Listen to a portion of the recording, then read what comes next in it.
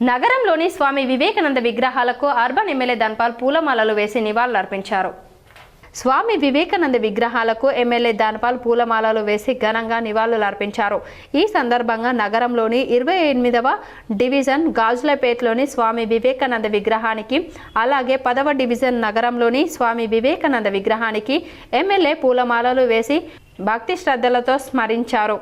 ఈ సందర్భంగా ఎమ్మెల్యే మాట్లాడుతూ స్వామి వివేకానంద భారత జాతికి ఆత్మగౌరవాన్ని, యువతకు ఆత్మవిశ్వాసాన్ని అందించిన మహాయోగి, తత్వవేత్త అని కొనియాడారు. భారతదేశ సంస్కృతి, ఆధ్యాత్మిక విలువలను ప్రపంచానికి చాటి చెప్పిన గొప్ప మహానీయుడిగా ఆయనను స్మరించుకోవాల్సిన అవసరం ఉందని అన్నారు.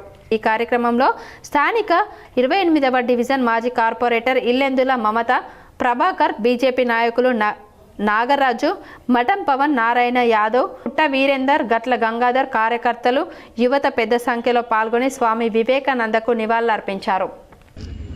లేవండి, నిల్చోండి, పరిగెత్తండి, మీ లక్ష్య సాధన చేరే వరకు విశ్రమించకండి.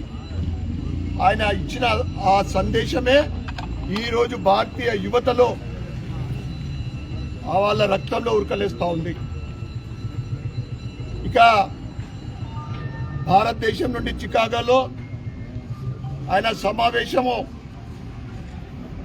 హిందువుల తరఫు నుండి భారతదేశం నుండి ఆయన వెళ్ళడము, ముఖ్యంగా ఆయన స్పీచ్ ఏదైతే ఉందో